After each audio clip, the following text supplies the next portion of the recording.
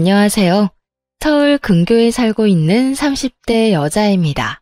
저는 그야말로 믿는 도끼의 발등이 제대로 찍혀 이혼을 하게 되었는데요. 그 믿는 도끼가 제 발등을 어떻게 찍어버렸는지 한번 들어보실래요?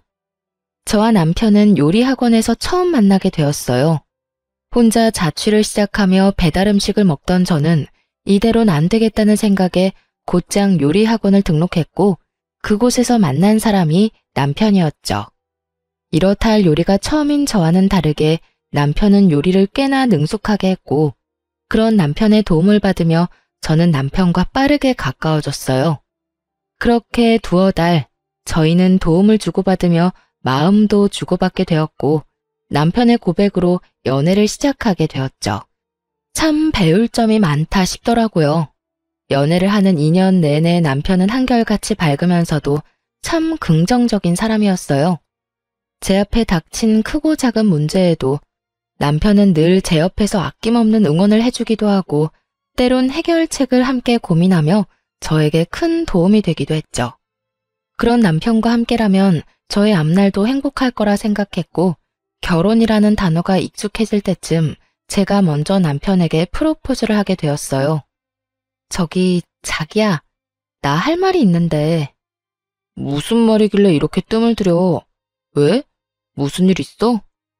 일이 아니고, 아니, 다르게 생각하면 엄청나게 큰일이긴 한데, 우리 결혼할까? 나 자기랑 이제 연인 사이 말고 부부하고 싶어서. 제 말에 남편은 저를 꼭 안아주며 알겠다고 했고, 그렇게 저희는 결혼까지 꼴이 나게 되었습니다. 결혼을 하고 난 후에도 남편은 여전히 다정했으며 제 눈에는 그 어떤 연예인보다 멋진 남자였어요. 전 그런 남편을 많이 사랑했고 저흰 정말 남들이 다 부러워할 만큼 행복한 나날들을 보내고 있었죠. 그러던 어느 날 남편이 많이 지친 얼굴을 하고서 상의할 일이 있다고 하더군요. 처음 보는 남편의 어두운 표정에 전 직감적으로 무슨 일이 있다는 것을 알아챘고 남편의 앞에 앉아 남편의 입이 열리길 기다렸어요. 여보, 나 사실 요즘 많이 지친 것 같아. 회사 일도 그렇고 여러 가지로 내 길을 잃은 기분도 들고 그래. 몸도 마음도 많이 망가지고 지친 상태랄까? 그래서 말인데 나 회사 그만두고 좀 쉬면서 재정비할 시간을 좀 가지면 안 될까? 항상 밝고 긍정적인 에너지를 뿜어내던 남편의 입에서 이런 말들이 흘러나오니 상황이 보통 심각한 상황은 아니구나 싶더라고요. 이러다 내 남편 잡는 거 아닌가 하는 생각이 들기도 했고요. 그래서 제 눈치만 살피며 기가 죽어있는 남편의 손을 잡고 이렇게 말했어요. 여보, 그런 이야기를 왜 그렇게 눈치를 보면서 말해. 당신이 그렇게나 힘들면 쉬면 되지. 당신 하나 쉰다고 해서 우리 집 안 망해. 그러니까 다른 걱정은 하지 말고 당신 몸, 당신 마음이나 재정비해. 여보, 그렇게 말해줘서 고마워. 고맙긴. 만약 내가 힘들어서 회사 때려치우고 싶다고 하면 당신은 뭐라고 할 거야? 그렇게는 절대로 안 되니 죽는 한이 있어도 회사 다니라고 할 거야? 아니, 그건 아닌데. 그래도 내가 가장이고 남자니까 이런 이야기 꺼내기가 쉽지 않더라고. 가장이고 남편인 거 중요하지. 그런데 여보, 나는 당신이 제일 중요해. 당신이 행복하고 당신이 건강해야 나도 행복해지고 건강해져. 그러니까 이제 부담감 좀 내려놓고 다른 길을 찾아봐. 저는 두말 없이 남편의 의견을 따르기로 했고 남편은 그런 저에게 고맙다며 눈물까지 글썽이더군요. 그 결정이 저에게 피눈물이 되어 돌아올 거라는 생각은 그땐 상상하지도 못했네요. 그렇게 남편은 회사를 그만뒀고 제가 이 집의 가장이 되었죠. 남편은 한동안은 쉬며 다른 일자리는 천천히 알아보기로 했고 저 역시 꽤 쉴 것을 예상했던 터라 그저 남편의 뜻을 지켜보기로 결정했죠. 그간 모아뒀던 것도 있기도 했고 조금 아낀다면 생활이 불가능한 상황도 아니었기에 남편의 퇴직금은 감당할 수 있을 거라 생각했는데 문제는 전혀 예기치 못한 곳에서 일어나더라고요. 그건 바로 남편의 씀씀이었어요. 남편은 한동안은 모자랐던 잠을 잔다거나 책을 읽는 등 주로 집안에서 시간을 보내며 그간의 노고를 씻어내곤 했었는데 어느 순간부터 밖으로 나돌기 시작하더니 이때껏 보지 못한 사치가 시작되더라고요. 스트레스를 돈으로 풀기로 작정이라도 한 사람처럼 속된 말로 돈을 물 쓰듯 흥청망청 쓰기 시작하는데 이대로 괜찮은가 하는 생각마저 들더라고요. 처음에는 그러려니 했던 마음도 남편의 사치가 점점 심해지니 이건 아니라는 생각이 들었고 어느 날은 상의도 하지 않고 차를 바꾼 것을 보는 순간 전 이대로는 안 된다는 생각이 확실하게 들더군요. 그래서 결국 남편에게 한마디 하게 되었죠. 여보, 차는 언제 바꾼 거야? 전에 타던 차도 상태 괜찮았잖아. 그게 친구가 차를 바꿨는데 한번 몰아보니까 괜찮더라고. 그래서 나도 기분 전환할 겸 해서 바꿔버렸어. 기분 전환 겸? 차가 한두 푼도 아니고 그렇게 비싼 걸 살 거였으면 나하고 상의 정도는 했어야지. 당신 회사 일로 바쁘니까 그냥 혼자 결정한 거지. 그리고 내가 내 돈으로 산다는데 당신이 왜 화를 내? 다 내가 능력이 되니까 산 거라고. 그러니까 당신도 이 일엔 뭐라고 말하지 마. 내가 알아서 능력껏 쓰는 거니까. 낯설더라고요. 제가 아는 남편은 책임감도 강하고 언제나 저를 옳은 길로 인도하던 사람이었는데 제 앞에 서 있는 남편의 모습은 전혀 다른 사람 같은 기분마저 들더군요. 그런 낯선 남편의 모습에 멍한 것도 잠시 저는 정신을 차리고 다시 남편에게 좋은 말로 설득을 해보려고 애썼어요. 그래, 당신 마음, 당신 말이 어떤 뜻인 줄 잘 아는데 그건 당신이 총각 때나 가져야 하는 마음이지. 지금은 당신 나랑 결혼하고 가정까지 이뤘잖아. 당장은 아니지만 우리 아기도 가져야 할 거고 그러면 돈 드는 데가 한두 군데가 아닐 텐데 지금부터 부지런히 모아둬야 하지 않을까? 꼭 아기 때문만이 아니라 우리가 훗날 조금이라도 편하게 살려면 조금 아끼자는 말이지. 지금 당신이 회사도 쉬고 있는데 새 차가 왜 필요해? 심지어 타던 차도 깨끗하고 고장난 것도 없었으니까 나로선 이 상황이 이해되지 않아. 거기에다가 우린 부부인데 당신이 무엇을 하든 상관하지 말라니. 내가 당신이 한 일에 지적하는 상황이 되어버린 것 같아 당신 기분이 나빠진 건 충분히 이해하겠는데 아무리 이해를 한다고 해도 당신이 나한테 그렇게 말하면 나 굉장히 섭섭해. 남편은 조곤조곤 말하는 저를 보며 할 말이 없었는지 애꿎은 입술만 잘근잘근 씹으며 제 눈치를 보더라고요. 저 역시 더는 남편 기를 죽이고 싶진 않았기에 더는 장황하게 설명하지 않고 핵심만 짚어 말해주었어요. 어쨌든 내 생각은 그래. 당신이 번 돈으로 당신이 필요한 것 사는 걸 뭐라고 하는 건 아니야. 그러니까 앞으로 한 번 더 생각하고 돈을 썼으면 좋겠어. 알겠어. 나도 아까 말 심하게 해서 미안해. 미안하다는 남편의 말과는 달리 기분이 완전히 상해버린 듯 표정은 좋지 않았고 그날 이후 눈에 보이게 기분 나쁜 티를 내기 시작하더라고요. 제가 기분을 좀 풀어주려 말을 걸어도 시큰둥하게 답을 한다거나 장을 보러 함께 나가는 날에 손이라도 잡으려고 하면 티가 나게 손을 치워버린다거나 하는 행동으로요. 이 모든 언행도 이해가 되지 않았지만 제가 제일 이해가 되지 않는 건 그런 일이 있었는데도 불구하고 고쳐지지 않는 남편의 씀씀이었어요.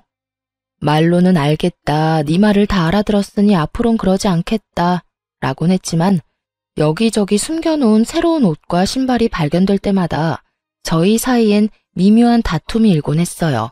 처음 숨긴 것을 들켰을 땐 예전에 사둔 것이라며 변명이라도 하던 남편은 점점 더 뻔뻔하게 변해갔고 어느 날부턴 앵무새처럼 똑같은 말만 뱉어내더군요. 여보, 이 옷은 또 뭐야? 이거 엄청 비싼 거 아니야? 또 샀어? 세일하길래 샀어. 당신 정말 왜 이래?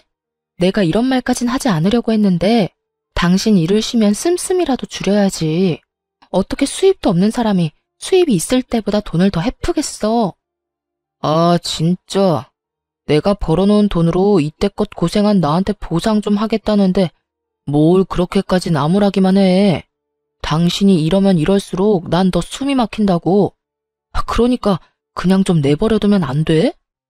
모든 일엔 정도라는 것이 있는 것인데 남편은 그 정도라는 것은 알지도 못하는 사람처럼 굴었고 상황이 그렇게까지 되자 저는 더 싸우고 싶지도 않아 입을 다물게 되더군요. 제가 입을 다물자 저희의 사이는 다시 좋아졌고 저는 저것도 다 한때일 거란 마음으로 남편을 지켜보기로 했죠. 그러던 어느 날 아빠가 갑자기 쓰러지셨다는 소식을 듣게 되었습니다. 엄마는 제가 고등학교 때 돌아가셨고 외동딸인 저는 아빠의 걱정이 클 수밖에 없는 상황이었죠. 천만다행으로 아빠는 위험한 고비는 넘기고 수술을 하게 되었지만 의식이 없던 터라 수술비를 제가 마련해야 하는 상황이 되어버렸어요. 친정에 돈이 없는 것은 아니었으나 아빠가 의식이 없으니 여기저기 적금 등으로 묶인 친정 돈은 제가 마련할 방도가 없었고 아빠도 저도 신용카드는 쓰지 않던 터라 갑작스럽게 큰 현금이 필요한 상황이었어요. 저는 하는 수 없이 시댁으로 찾아가게 되었습니다. 사실 제가 결혼을 하고 난 후 얼마 되지 않았을 때 시댁에 금전적 위기가 있었는데요. 시집 오기 전 아빠가 비상금을 하라며 주셨던 돈을 시아버지에게 빌려드린 적이 있었거든요. 아버님, 이거 제가 시집 올 때 비상금으로 받아왔던 돈이에요. 요즘 힘드시다는 이야기 들었는데 이걸로 우선 급한 불부터 끄세요. 아가야, 내가 아무리 급하다고 한들 어찌 이 돈을 받을 수가 있겠느냐? 어차피 제가 가지고 있어도 지금은 쓸 데도 없는걸요. 일단 쓰시고 여유 되실 때 이자까지 쳐서 주세요. 고맙다 고마워. 내가 조금씩 갚아나가마. 내가 이 은혜 잊지 않으마 아가. 시부는 그때 해준 약속처럼 저에게 다달이 돈을 갚아주고 있었지만 지금 현재 저에겐 큰 돈이 필요했기에 이젠 사정이 나아진 시댁을 찾아갈 수밖에 없는 상황이었죠. 갑작스러운 저의 방문에도 시댁에는 시모뿐 아니라 시부도 저를 기다리고 계셨고 저의 안색이 좋지 않음을 눈치를 챈 시부가 무슨 일이냐며 물어왔어요. 아가야, 무슨 일이길래 안색이 그리도 좋지 않은 게야? 그게 친정아버지가 쓰러지셨어요. 그래서 수술비가 급하게 필요한데 갑자기 그 큰 돈을 구할 데도 없고 해서 앞전에 빌려드린 돈을 좀 받을 수 있을까 해서요. 아무래도 돈 이야기이니 조심스러워질 수밖에 없었고 그 어느 때보다 신중하게 꺼낸 말이 끝나자마자 시부와 시모의 눈치를 살필 수밖에 없더군요. 그런데 제 말을 들은 시부의 얼굴이 불그락 푸르락 환한 얼굴이 되어갔고 전 왜 그러는지 이유를 알 수 없으니 그저 눈치만 더욱 살피게 되더라고요. 그간 시댁 어른들의 인성을 지켜본 바론 제가 단순히 돈 이야기 좀 꺼냈다고 저리 인상을 찌푸릴 사람들이 아니었던 터라 전 시부가 화를 내는 그 상황이 좀처럼 이상하게 느껴지더군요. 침묵은 저의 예상보다 길어졌고 그 무거운 침묵을 깬 건 다름 아닌 시모였습니다.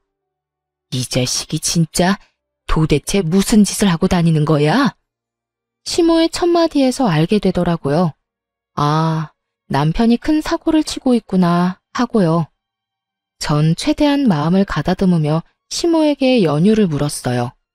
어머님, 왜 그러세요? 아가, 혹시 네 남편한테 돈 받은 거 없니? 네? 돈이요? 무슨 돈이요? 그게 네 남편이 얼마 전에 너한테 큰 돈이 필요하다면서 돈을 좀 많이 받아갔어. 그때 좀 이상하다 싶긴 했는데 아무래도 돈 이야기이다 보니까 너도 선뜻 이야기 꺼내기 힘들 수도 있겠다 싶어서 우린 너한테 부담 주기 싫어서 연락을 안 했던 건데 아, 이를 정말 어째? 그간 남편의 사치스러운 행적들이 떠오르며 어이가 없어 할 말이 생각나지 않더라고요. 자기가 번 돈으로 자기가 쓴다고 하더니 사실은 그 돈들이 아빠가 준 제 돈이었으니까요. 도무지 이때껏 제가 알고 있던 남편의 모습은 무엇이었나 하는 마음도 들더라고요. 저의 이 복잡한 마음을 눈치챈 시부는 헛기침으로 제 시선을 잡아끈 후 이렇게 말하더군요. 아가, 생각이 많은 거 안다. 나도 이렇게 마음이 복잡한데 너는 오죽하겠어? 그런데 일단 급한 불부터 끄고 생각하자꾸나. 내가 일단 지금 급한 돈은 당장 마련해주마. 일단 우리 사돈부터 살리고 보자꾸나. 그리고 내가 미안하다. 그렇게 큰 돈을 그냥 내주는 것이 아니었는데 정말 미안하구나. 사실 남편이 잘못한 것이지 시댁에서 잘못한 것은 아니었지만 제가 처한 상황은 그 돈을 가져간 남편을 닥달해 돈을 받아낼 때까지 기다릴 만한 여유가 없었어요. 그랬기에 시부가 마련해준 돈을 얼른 받을 수밖에 없었죠. 아니에요, 아버님. 제가 감사하죠. 꽤 큰 금액인데 이렇게 주셔서 감사해요. 아니다. 본래 네 돈이었는데 뭘. 이렇게 힘든 이야기 꺼내게 해서 미안하구나. 그 자식이 실망하게 한 것 또한 미안하고. 이렇게 저에게 용서를 구한 시부의 표정은 섬뜩할 정도로 화가 나 보였고 시모 역시 시부의 표정과 다를 바가 없었죠. 어쨌든 전 돈을 마련해 아빠의 수술비를 무사히 치를 수 있었고 수술을 마친 아빠는 의식도 회복하고 경과도 좋았죠. 그렇게 아빠가 건강을 되찾아가는 사이 남편은 바쁜 저를 대신해 아빠의 병실을 오가며 간호하고 있다는 이야기를 아빠에게 들을 수 있었어요. 저를 대신해 아빠를 돌봐주는 것은 고마운 일이 분명했지만 그 큰 돈을 받아서 다른 것도 아닌 사치하는 데 쓴 것은 절대로 용서가 되지 않더라고요. 바늘 도둑이 소도둑 된다고 사람 하나 고치는 것이 얼마나 힘든 일인 것임을 잘 알기에 저는 그 상황을 어떻게 풀어나갈지 더 큰 고민에 빠지게 되었어요. 이혼해야 한다는 생각을 하고는 있지만 이혼이 쉽게 내릴 결정도 아니었고 무엇보다 아빠의 건강이 회복되고 있다고는 하나 언제든 다시 나빠질 수도 있는 상황이니 고민은 더욱 커져만 갔고 신중에 신중을 가하게 되더군요. 하지만 그 모든 것이 걸리는 상황이라도 남편과 이야기를 나눠 똑바로 짚어야 하는 문제임은 확실했죠. 저는 여전히 저에게 심드렁한 남편을 붙잡고 말했어요. 여보, 나랑 이야기 좀 해. 무슨 이야기? 나 아버님, 어머님께 이야기 다 들었어. 당신 내 핑계를 대면서 내가 빌려드린 돈 거의 다 받아갔다며? 어떻게 된 일인지 설명해. 제 말을 들은 남편은 눈빛이 흔들리기 시작하더니 퍼렇게 질린 얼굴을 하고서 고개를 떨어뜨리더군요. 그렇게 고개만 숙인다고 상황이 해결되지 않아. 그러니까 어떤 말이든 해봐. 남편은 저의 닥달에 망설이는 듯 싶더니 이내 입을 열더군요. 그게 처음부터 이럴 작정은 아니었어. 쉬면서 몸도 마음도 회복되고 나니까 그동안 악착같이 산 게 후회가 되더라고. 이러다 죽으면 다 소용없겠다 싶기도 했고. 그래서 이것저것 사다 보니까 카드값이 감당이 안 됐어. 거기에다 차도 대출받아 덜컥 사버리긴 했는데 그 다달이 나가는 돈이 감당이 더욱 안 되는 거야. 돈은 필요한데 돈은 없으니까 신용대출도 조금 받았어. 그러다 정신 차려보니 당신한텐 말도 못 꺼낼 만큼 빚이 늘어있었고 그래서 그런 짓까지 하게 된 거야. 빚이 빚을 낳는다더니 그 말 하나 틀린 것이 없더라고요. 남편은 감당하지 못할 만큼의 사치를 부리고 있었고 그 결과 저에게 큰 실망을 안겨주었던 것이었죠. 전 당장이라도 욕이 튀어나오려는 것을 겨우 누르고서 남편에게 말했어요. 당신, 나 알지? 난 가까운 사람이랑도 돈거래 안 하는 사람이야.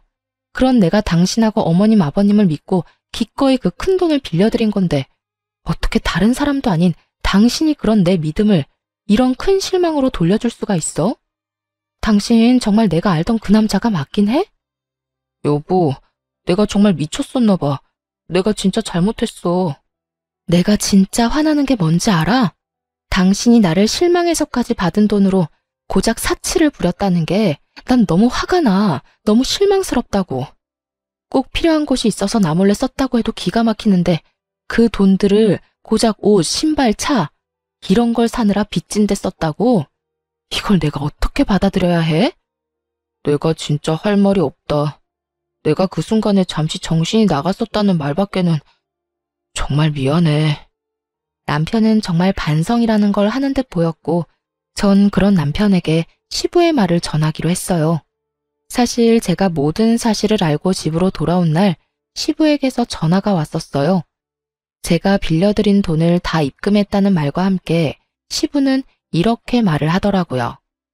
아가야, 실망이 큰 거 잘 안다. 그래도 나를 봐서라도 한 번만 더 기회를 주면 안 되겠어? 아버님, 그게 저도 고민이 많아요. 그래, 왜 안 그렇겠어? 그래도 네가 나를 봐서라도 기회를 한 번 더 준다면 내가 어떻게 해서든 정신교육 다시 해놓으마. 정신교육이요? 그래, 일단 그 녀석이 가져간 돈은 내가 다 받아낼 생각이다. 사돈 수술만 잘 끝나고 나면 우리 회사에 출근시켜서 온갖 자비는 다 시킬 생각이야. 밑바닥부터 굴리다 보면 그 녀석도 동기한 줄 알겠지. 옆에서 끼고 있으면서 인간 한번 만들어 보마. 그러니 나를 믿고 한 번만 더 지켜봐주면 안 되겠어? 시부에 이런 부탁이 없었다면 당장 이혼을 했을 수도 있었을 텐데 저는 많은 고민을 한 끝에 남편이 아닌 시아버지를 한 번 더 믿어보기로 했고 저의 긍정적인 반응에 시부는 자신에게 돈을 다 받았다는 말은 하지 말라고 당부하셨어요. 전 시부의 당부 그대로 남편에게 전했고 남편은 아직 정신을 덜 차렸는지 반발하고 나서더군요. 뭐? 내가 아버지 회사에? 그것도 말단 사원도 아니고 잡일이나 하는 직원으로 출근을 하라고? 내가 왜? 지금 당장 다른 곳에 취업해도 그런 취급은 받지 않는다고. 그런데 내가 왜? 당신 아직도 정신 못 차렸구나. 당신이 친 사고가 얼만데 아직도 찬밥 더운 밥 가릴 거야? 당신은 그렇게까지 안 하면 정신 차리긴 힘들 테고 나는 그런 정신 빠진 남자랑은 더는 살 생각 없으니까 당신이 결정해. 아버님 회사에 출근할 거야 아님 나하고 이혼할 거야? 저는 남편에게 마지막 기회를 주었고 남편 역시 저의 확고한 의지를 알아챘는지 저와 시부가 시키는 대로 하겠다고 하더군요. 바로 다음 날부터 시부의 회사로 출근하기 시작한 남편은 밤이 되면 거짓골이 되어 들어오더라고요. 듣기로 시부의 회사에서 남편이 주로 하는 일은 청소부터 시작해서 집 나르기 등 주로 몸을 쓰는 온갖 잡일을 하고 있다고 하더군요. 시간이 흐를수록 남편의 꼴은 보기 힘들어졌지만 그 눈빛만큼은 예전 제가 알던 눈빛으로 돌아오고 있었고 그렇게 힘들게 번 돈은 남편의 생활비와 시부에게 매달 갚는 돈을 제외하곤 모두 저에게 고스란히 입금이 되었어요. 전 그 돈을 따로 모아두었다가 시댁에 큰 행사가 있을 때 쓰기도 하고 일정 금액이 되면 적금으로 묶어두기도 했죠. 그렇게 1년 남짓 남편은 제가 알던 남편의 모습으로 돌아와 있었고 전 그 당시 남편과 이혼을 하는 대신 기회를 한 번 더 주었던 것을 참으로 다행이라고 여기며 지내고 있었죠. 그러던 어느 날부터인가 남편의 퇴근이 늦어지기 시작했고 왜인지 이상한 예감에 우선 시아버지한테 전화를 걸었죠. 요즘 남편이 계속 늦어진다고 말하며 회사가 많이 바쁘냐고 물었고 아버님이 바쁘긴 한데 정작 남편이 야근까지 하는지는 몰랐다며 회사에 전화해서 남편이 정말 일을 하고 있는 것인지 확인해 보겠다며 전화를 끊었습니다. 얼마 지나지 않아 시부에게 전화가 걸려왔고 전 그 전화를 받았죠. 네, 아버님. 그래, 아가. 회사에 전화해보니 그 녀석 창고 정리를 하고 있다고 하더구나. 녀석도 참 시키지도 않았는데 그런 일까지 다 하고 말이다. 어머, 그래요? 야식이라도 준비해 놓아야겠어요. 저는 굳은 일도 마다하지 않고 열심히 하는 남편이 기특했고 시부 역시 저와 같은 마음인 듯 하더군요. 저기 아가, 근 1년 동안 지켜보니 정신도 좀 차린 것 같고 요즘엔 열심히 일하는 게 기특하기도 해서 이제 일다운 일 좀 시켜보려는데 네 생각은 어떠냐? 옆에서 끼고 가르치다가 하나둘씩 넘겨주려고 하는데. 그 말씀은 회사를 물려주고 싶다는 말씀일까요? 그래, 내가 요즘 고민이 많아. 요즘처럼만 하면 걱정 없겠다 싶다가도 섣불리 판단하는 건 아닌가 하는 생각도 들고. 네가 보기엔 어떠냐? 내가 그 녀석한테 회사를 물려줘도 될 것 같으냐? 요즘 퇴근 시간이 많이 늦는데 그게 다 일을 너무 열심히 하다 보니 늦는 거 아니겠어요? 그렇지. 네가 생각하기에도 정신 차린 것 같지? 네, 아버님께서 가까이에서 좀 더 들여다보시고 이제 되었다, 이제 좀 안심하고 맡겨도 되겠다 싶으실 때 아버님 뜻대로 하셔요. 제 말을 들은 시부는 다시 생각해도 남편이 기특한지 연신 허허 웃으시다 전화를 끊으셨고 저 역시 기특한 남편을 위해 야식을 만들어 놓고 기다렸어요. 하지만 아무리 기다려도 남편은 오지 않았고 12시가 넘어 남편에게 전화가 오더라고요. 그 전화는 택시 기사분이 건 전화였고 집까진 왔는데 남편이 너무 취해 정신을 못 차리고 있다고 하더군요. 저는 부랴부랴 밖으로 나가보았고 그곳엔 제대로 걷지도 못할 정도로 취한 남편이 있었어요. 이상하더군요. 술을 먹을 수도 있고 취할 수도 있는 것이었지만 시부와 통화한 것이 9시가 조금 넘었을 때였고 적어도 남편은 10시 정도면 퇴근을 했을 텐데 12시가 훨씬 넘은 시간까지 술을 마셨다니 전 비틀거리는 남편을 부축하며 추궁 아닌 추궁을 하기 시작했죠. 여보, 괜찮아? 정신 좀 차려봐. 괜찮아. 난 괜찮아. 아, 이 사람이 진짜 누구랑 마셨어? 누구랑 마셨길래 이렇게 많이 마셨어? 그리고 지금 시간이 몇 시인 줄 알아? 내가 못 살아 정말. 그냥 아는 형이랑 먹었어. 이야기하다가 먹다 보니 이렇게 됐네. 미안해. 이렇듯 두루뭉술하게 넘어가는 남편을 보며 이 인간 또 숨기는 게 있구나 싶었죠. 그리고 그 다음날 남편은 또 늦는다는 연락을 하더라고요. 솔직히 일하는 걸 제 눈으로 직접 확인한 적도 없어서 이번 기회에 야근하는 남편 응원도 할 겸 찾아가기로 결심했죠. 간단한 요깃거리와 함께 평소 남편이 좋아하는 인삼물을 끓여서 말이죠. 회사에 도착하니 전날 들은 말처럼 다른 곳은 불이 다 꺼져 있는데 창고에서만 불빛이 새어나오고 있더라고요. 그 늦은 시간까지 열심히 일하고 있는 남편을 떠올리니 입가에 절로 미소가 지어지며 흐뭇한 마음마저 다 들더군요. 전 남편의 일을 방해하고 싶지 않은 마음에 적당한 타이밍을 위해 창고 안을 조심스럽게 들여다보았고 살짝 들여다본 창고 안의 광경은 그야말로 충격 그 자체였습니다. 아무렇게나 바닥에 내팽겨쳐진 옷가지들과 함께 남편에게 붙어있는 여자. 전 두 눈으로 보고 있으면서도 믿지 못할 광경에 큰 충격에 빠져 멍하니 있다 몰래 숨어 사진만 몇 장 남겼네요. 차마 더는 눈으로 보고 있을 수가 없어 주체할 수 없이 흔들리는 두 다리를 붙잡고 차로 돌아왔어요. 몰래 찍은 사진이 없었다면 꿈이라고 믿고 싶을 정도로 충격이 크더군요. 충격에 빠져 울던 저는 시부의 얼굴이 떠올랐고 얼른 전화를 걸었죠. 그래, 아가야. 이 시간에 무슨 일이냐? 아버님, 그게 혹시 그이랑 지금 회사에 같이 있는 여자가 있는데 누구인지 아시나요? 그게 지금이라면 우리 회사 경리일 거다. 오늘 창고 재고조사하면서 정리한다고 했었어. 김 과장도 오늘 남았나? 외근 나갔었지. 두 사람이 우리 회사에 오래 일한 사람들이라 한다. 회사에서 만나서 결혼까지 한 우리 회사 유일한 사내 부부지. 그런데 그건 왜 묻는 게야? 무슨 일 있는 게야? 아버님, 놀라지 마세요. 저 지금 회사에 왔는데 글쎄 창고에서 두 사람이 바람을 피우고 있더라고요. 아무래도 남편과 붙어있는 여자도 회사 사람 같아서 여쭤봤어요. 뭐야? 그게 사실인 게야? 네, 아직 그 두 사람 창고 안에 있어요. 아버님, 지금 당장 그 김 과장이라는 분 좀 회사로 불러주세요.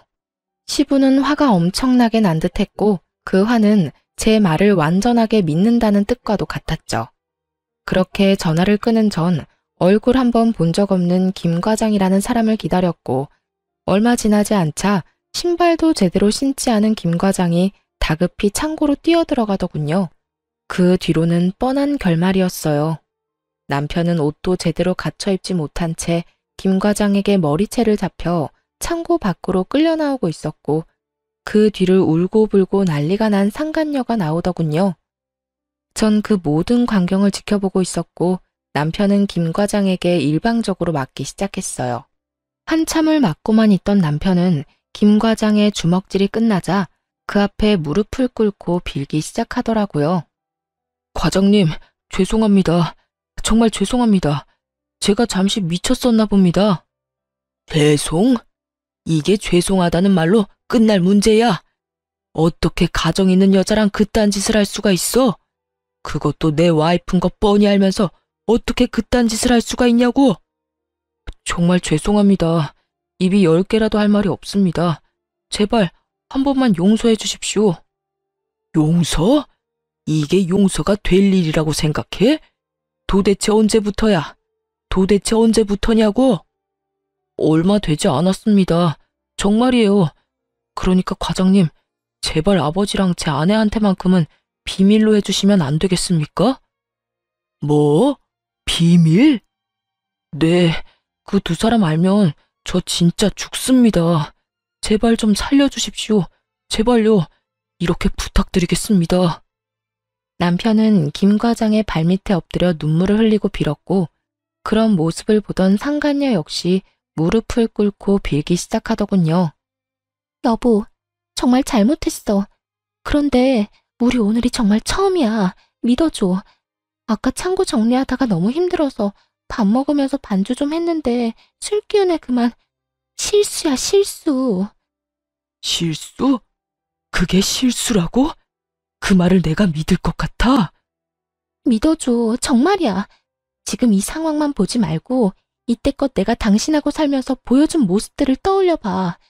나 당신 정말 사랑하고 누구보다 열심히 살았잖아. 그러니까 이번 한 번만 용서해줘. 나 당신하고 이혼하면 못 살아.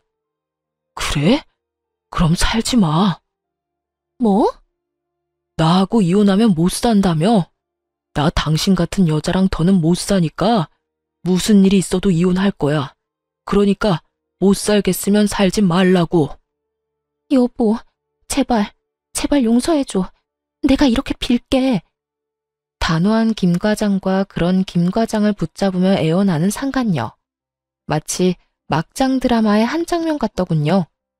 뒤늦게 저의 모습을 발견한 남편은 그야말로 얼굴이 사색이 되어가고 있더군요. 여보, 여기 어떻게 왔어? 어떻게 오긴. 당신 힘들게 야근한다길래 먹을거리랑 물 좀 끓여왔는데 상상도 못했던 재미있는 광경을 봤지 뭐야? 그래서 내가 김 과장님 불렀어. 이런 재미있는 구경은 같이 해야 재미있는 법 아니겠어? 여보, 미안해. 미안하다고 하지도 마. 당신이 인간이야? 내가 어떤 마음으로 당신한테 기회를 주었는지 몰라? 어떻게 나한테 이럴 수가 있어? 저는 절규 섞인 고함을 내질렀고 저의 이런 모습에 남편은 고개를 바닥에 쳐박고 애원하며 빌기 시작하더군요. 여보, 진짜 미안해. 내가 정말 미쳤었어. 처음부터 이러려고 했던 건 아닌데 정말 미안해. 내가 당신한테 너무 큰 잘못한 거 알아. 그런데 나 진짜 마지막으로 한 번만 더 용서해주고 기회를 주면 안 될까? 나 이때까지 잘해왔잖아. 오늘 일은 정말 실수야. 실수라고. 실수? 실수라고? 나 말을 안 해서 그렇지.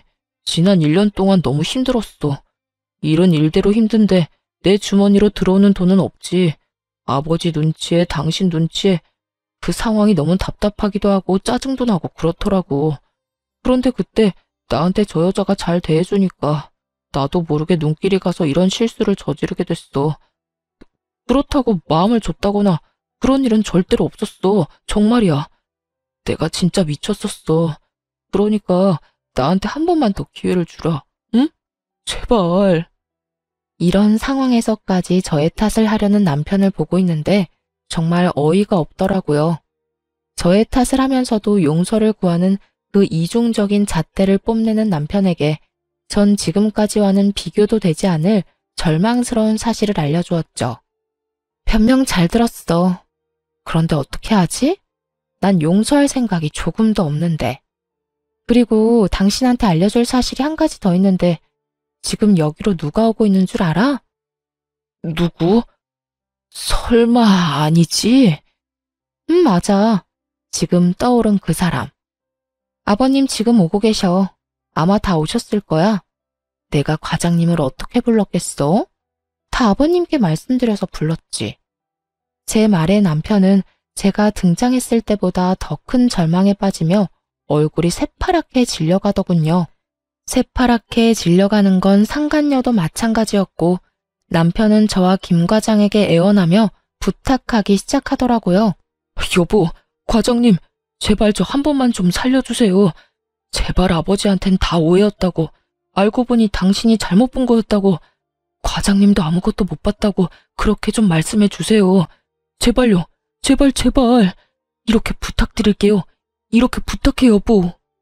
남편은 거의 바닥을 기다시피 애원했지만 그 애원이 무색하게도 그 순간 시부가 무서운 얼굴로 남편을 향해 다가와 그대로 남편의 뺨을 내리쳐버리더군요. 네 이놈, 네가 어떻게 이렇게까지 쓰레기일 수가 있어? 네 놈이 어떻게 이렇게까지 정신을 못 차릴 수가 있냐고. 이제 하다 바람까지 피워? 그것도 엄연히 가정이 있는 여자를? 아버지, 제가 다 잘못했습니다. 정말 반성하고 있어요. 정말입니다. 제발 용서해 주세요.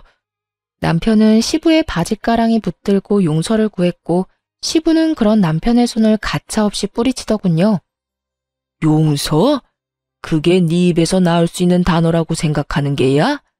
내가 미쳤었지.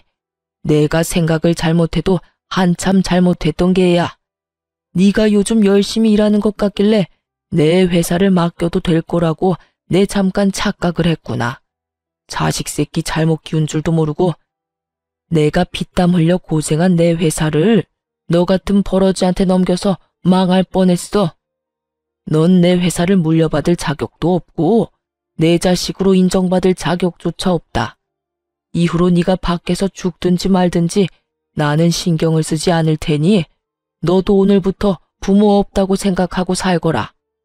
눈앞에서 회사를 놓쳐버린 남편은 애원을 넘어 간절하게 시부에게 빌기 시작했어요. 회사요? 그게 정말이세요? 저는 아버지가 그런 생각하고 계신 줄도 모르고 제가 잠시 미쳤었나 봐요. 그러지 말고 제발 한 번만 봐주세요. 저도 사람인데 실수도 할 수 있는 거잖아요, 아버지. 마지막이라 생각하시고 한 번만 더 기회를 주시면 제가 정말 더 열심히 할게요. 뭐? 실수? 네 놈이 한 짓은 실수로 덮을 수 없는 중대한 사안이고 너 하나 때문에 내 회사에서 10년 넘게 일한 과장은 소중한 철을 잃었다. 네가 사람 새끼면 회사에 눈이 멀어서 봐달라는 말이 입 밖으로 나와선 안 되는 게다. 제가 정말 입이 10개라도 할 말이 없는 상황이라는 건 잘 알아요. 그런데요, 아버지, 저는 아버지의 하나뿐인 아들이잖아요. 하나뿐인 아들이 뭐가 대수냐? 그깟 아들 처음부터 없는 셈 치고 살면 되는 것을. 네가 무슨 말을 짓거리든 내 생각엔 변함이 없을 테니 그런 줄 알고 쏙 꺼지거라. 남편에게 단호하게 못 박은 시부는 몸을 돌려 김 과장과 상간녀를 향해 이렇게 말하더군요. 자네는 오늘부로 당장 퇴사 조치할 테니 그런 줄 알고 내일부턴 출근하지 말게. 김 과장한텐 내가 입이 10개라도 할 말이 없어. 미안하네. 일단 우리 이야기는 내일 하도록 하고 오늘은 자네 저 데리고 돌아가 보게. 집안 문제로 할 이야기가 많을 터이니. 이렇게 말한 시부는 저의 손을 잡고 그 자리를 벗어나게 해주었습니다. 시부는 아무래도 집에 혼자 두기가 불안했는지 저를 시댁으로 데리고 갔고 시댁엔 저를 걱정스러운 표정으로 기다리고 있는 시모가 있더군요. 아가, 괜찮아? 어머님, 이제 어떻게 해요? 저 이제 어떻게 해요? 그래, 울거라 울어. 나도 이렇게 울고 싶은데 너는 오죽하겠니? 이 어미가 미안하다. 내가 자식 새끼를 잘못 키웠어. 내가 다 미안하다, 아가. 시모는 저를 꼭 끌어안으며 자신이 더 미안하다고 했고 전 그런 시모의 품에서 참았던 눈물을 한참을 흘렸습니다. 그렇게 한참을 온 저에게 시부와 시모는 자고 가라며 저를 붙잡았지만 저는 괜찮다고 하며 집으로 돌아왔어요. 시댁에서도 쫓겨날 것이 분명한 남편이 집에서 편히 지내는 꼴은 볼 수가 없었거든요. 집으로 돌아온 저는 남편의 짐을 싸 문 앞에 던져두고 집 비밀번호를 바꿔버리곤 친정으로 가서 지내기로 했어요.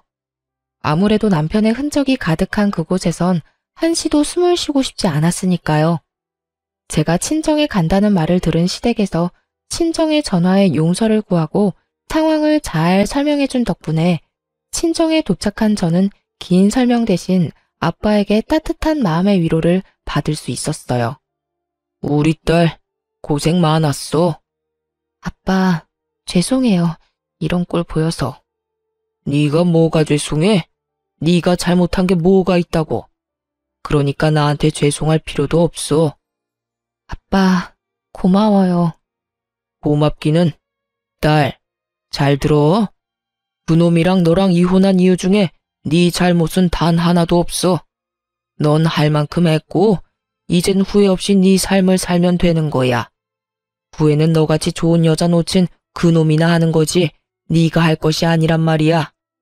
그러니까 우리 딸은 그런 미련스러운 감정은 갖지도 말고 앞으로 행복하게 너만을 위해서 잘 살자. 알겠지? 아빠는 저를 위로해 주셨고 저는 그런 아빠의 응원을 받으며 힘을 낼 수 있었습니다. 그 뒤로 전 이혼을 진행했고 다들 그렇게 하시듯 저 역시 상간녀 소송을 함께 진행하게 되었죠. 저의 예상대로 두 사람은 하룻밤의 실수가 아니었고 그 증거들은 시부의 회사 내 CCTV에서 심심치 않게 나오더군요.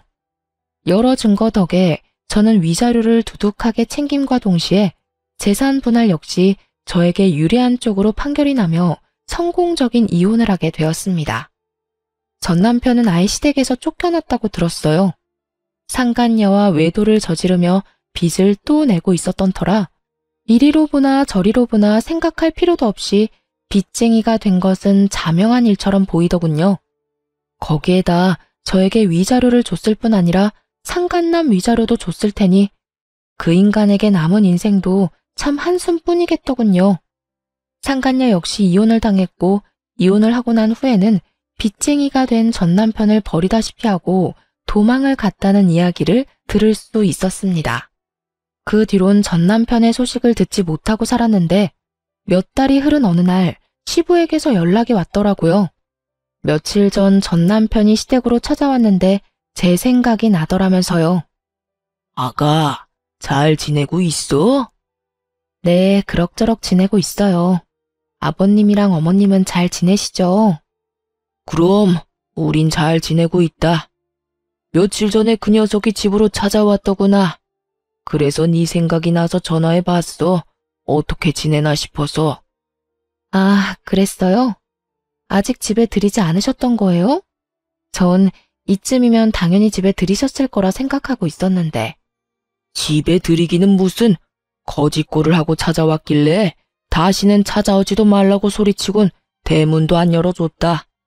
꼴을 보아하니 빚이 산더미인 것 같더구나. 지내는 곳도 마땅하지 않은 것 같았고 그래도 받아주지 않았어. 그딴 놈 받아줘봤자 내 명줄만 재촉하는 꼴이지 않겠냐. 또 무슨 짓을 벌여 내 뒤통수 칠 줄도 모르는 일이고. 나도 나지만 네 시어머니가 화가 단단히 나서 절대 안 받아줄 거라고 하더구나. 아, 그러셨어요. 아무리 그래도 속은 많이 상하셨겠어요. 속상한 거야 말도 못하지만 어쩌겠냐. 자식 새끼 잘못 키운 벌이다 생각해야지. 어찌되었든 너만 잘 지낸다고 하면 다 되었다. 목소리 들어보니 괜찮은 것 같아 조금은 안심이 되는구나. 앞으로도 잘 살거라 아가. 네, 아버님. 연락 주셔서 감사해요. 건강하세요. 그렇게 전화를 끊은 후 시부와 시모에게 감사한 마음에 눈물이 나더군요. 피 한 방울 섞이지 않은 전 며느리에게 이렇게까지 마음을 써주시는 게 쉬운 일은 아니니까요. 전 남편의 일만 아니었다면 좋은 가족이 되었을 텐데 참 안타까운 마음도 들더군요. 시부의 연락을 마지막으로 더는 전 남편의 소식은 들을 수 없었지만 궁금하진 않더군요. 전 제 나름대로의 복수를 다했다고 생각했기에 더는 지나간 악연을 떠올릴 필요가 없었으니까요. 그 후로 전 여전히 회사에 다니며 잘 지내고 있습니다. 집은 이혼 후 친정과 가까운 곳으로 이사를 했고 아빠 건강도 많이 좋아지셔서 주말에는 주로 친정에서 시간을 보내거나 아빠와 나들이를 가거나 하고 있어요. 아, 최근에는 아빠가 집에서 쉬게 되시면서 이쁜 반려견을 한 마리 선물했었거든요. 그런데 그 반려견을 산책시키며 알게 된 여사님과 요즘 좋은 감정으로 가깝게 지내시는 것 같아 여러모로 흐뭇한 나날들을 지내고 있어요. 요즘 알게 모르게 저와 보내시는 주말이 줄어드는 것을 보아하니 조만간 여사님을 저에게 소개시켜주는 날을 기다리고 있기도 하답니다. 긴 세월 외로웠던 저희 아빠 구제해준 여사님을 뵙게 되면 제가 정말 잘 대해드리려고요. 전 아직 재혼 생각은 절대 없어요. 이혼할 당시에 그런 생각이 많이 들더라고요. 만약 남편이 돈 사고를 쳤을 당시에 바로 이혼을 했다면 어땠을까 하고요. 수도 없이 많이 생각해봤지만 그때마다 결론은 같더군요. 후회는 없다. 사연을 듣고 계신 분들은 이런 제 생각이 답답하실지 몰라도 저는 그렇더라고요. 만약 그때 바로 이혼했다면 전 남편이 외도를 저지른 꼴은 보지 않았겠지만 고작 돈 때문이라는 생각으로 했을 이혼이라면 분명 후회했을 거라고요. 하지만 지금의 전 볼 꼴 못 볼 꼴을 다 봤고 그로 인해 오만정이 다 떨어진 상태이기에 후회는커녕 후련하기까지 해요. 그렇기에 지금의 삶이 더 감사하고 만족하며 잘 살고 있어요. 이로써 저의 길었던 사연은 끝이 났네요. 제 사연을 함께 해주신 모든 분 너무나도 감사하고 다들 늘 행복하세요.